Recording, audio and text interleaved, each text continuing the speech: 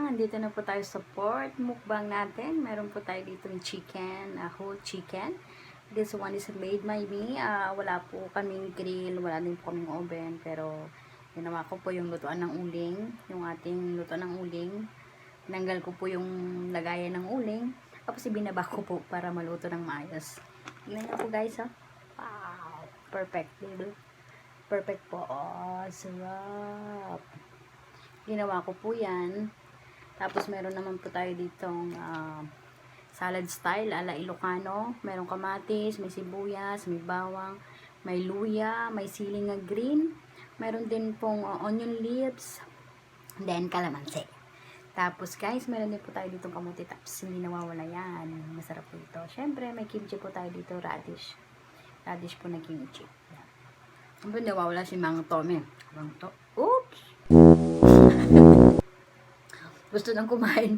Gusto nang magpakain ni Ma'am Tommy.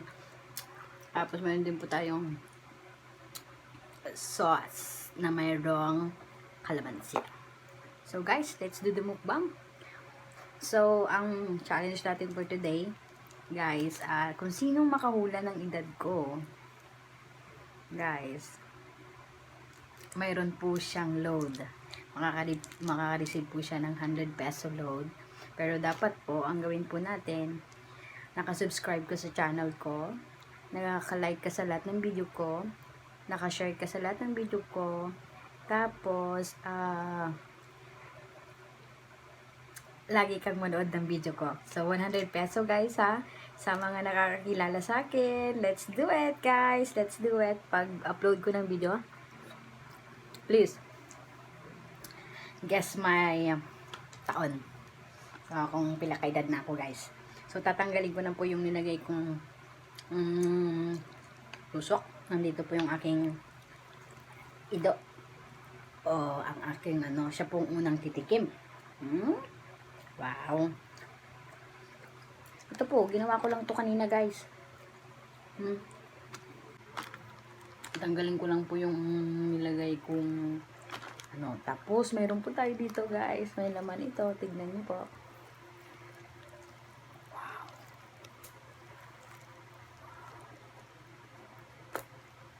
Guys, may laman ito.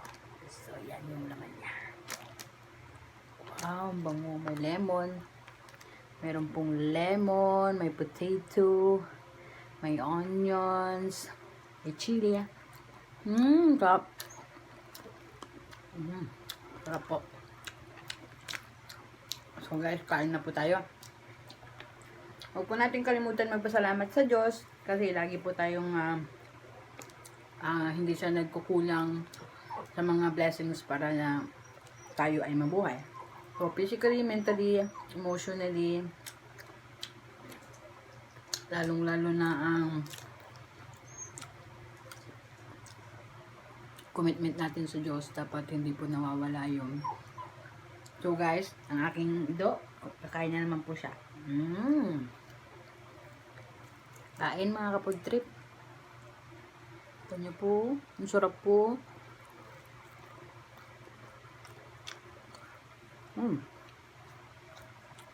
Kabal ka kung ito. Ang ito ko guys kasi mahal na mahal ko yan. So guys, ipapalaman natin dito sa kamote tops. Sarap po yan. Kapasawsaw natin sa soy na may sili.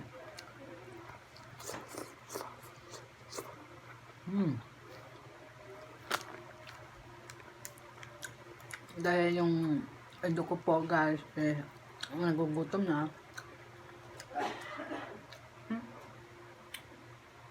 Pagkita ko sa kanila dito ko. Ito, up. Ups na, up.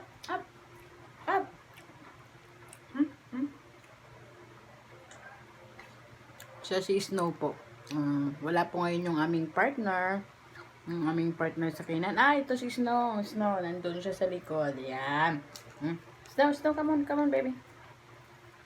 Yung aso ko po guys, tinuturing ko yan na tao. Alam mo po, kahit saan po ako magpunta niyan, ay grabe, sunod-sunod po para ko po siyang personal bodyguard. Ang sarap ng Tommy. Niluto po to almost 2 hours. Kunti lang po yung uling niya para hindi siya mabigla. Oh, tignan nyo guys, oh, yung sa loob niya po. Ay, mga chili. Meron din po yan potato. Sarap. Simple. Gutom pa po yung aking so, sa kanya po yung mga laman. Kasi, hindi ako masyado sa laman. I'd rather eat mga buto-buto. Kasi nandun po yung lasa. So guys, wag po natin kalimutan na kung magkano yung, kung ilan yung edad ko. Huwag niyo pong kalimutan. 100 peso po na load. So guys, lagyan naman po natin ng kamote tops. Pasya natin dito. Lagyan natin ng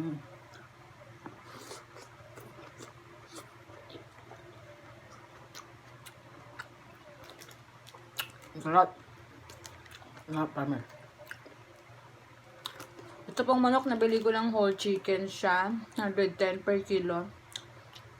Shout out to Supermart. Lagi po kasi silang may sale. So, itong ganito kalaking, itong kalaking chicken, mga lang po ito, nabili ko lang po ng 97 peso. So, wala po siyang 1 kilo, guys. Kung bibili ka sa labas ng buong manok, itong uling naman magagamit mo, isang 10 pisong uling. Uling lang po magagamit mo. Effort. Para sa akin, dahil may liga kang magluto, effortless. Kapag na kailangan natin magtipid.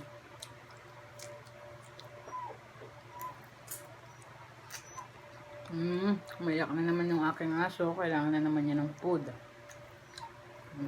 Tako.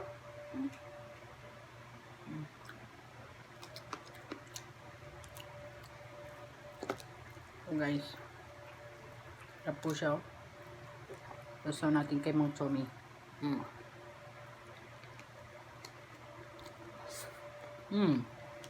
Tapos napaka-tender po yung laman niya. Ang sarap po. Mami, try nyo po at home. Medyo matagal lang po kasi wala tayong oven.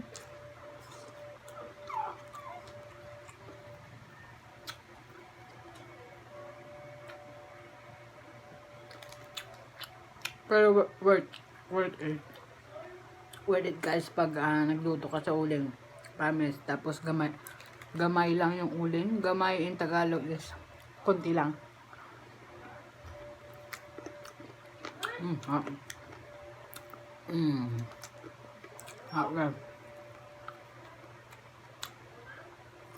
Pag nagmamarinate po ako ng ganito, ang ginagawa ko po, para maging tender at maging juicy yung sa ilalim niya o sa loob niya, para yung lasa hanggang sa loob, hindi lang sa labas. Kasi yung ibang nabibiling mga manok dyan, yung mga roasted sour chicken dyan sa labas guys, halabas lang merong lasa, pero sa loob, pagdating sa loob wala na. Kasi sila sa loob nalagay lang nila yung what do you call tanglad. I don't have tanglad here, so I didn't put it tanglad. Pero kapalit tong tanglad yung lemon. Ang sarap po ng lemon. Tapos na sa mga walang humpay na nag-sponsor po ng aking mga mukbang, salamat po guys. Kaya nyo po, pag sikat na po ako, hindi ko po kayo makakalimutan, promise. So, bakainin ko naman yung aking aso, sa kanya yung mga laman.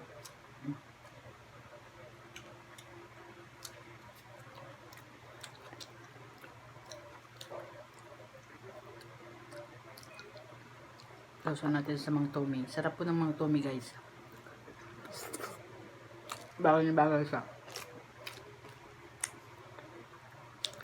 Anyway po, kung napapansin nyo guys, wala tayong coke ngayon. Kasi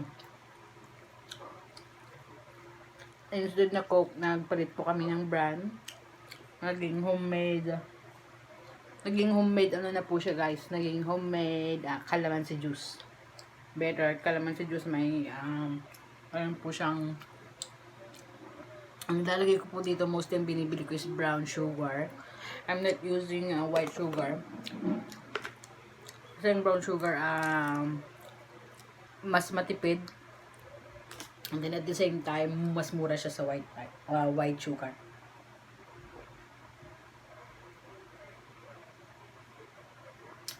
Mura naman po ngayon guys ng calamansi. So I suggest you better to it's better to drink this calamansi juice rather than buying soft drinks. And you can take soft drinks once in a while. Sarap. Siya.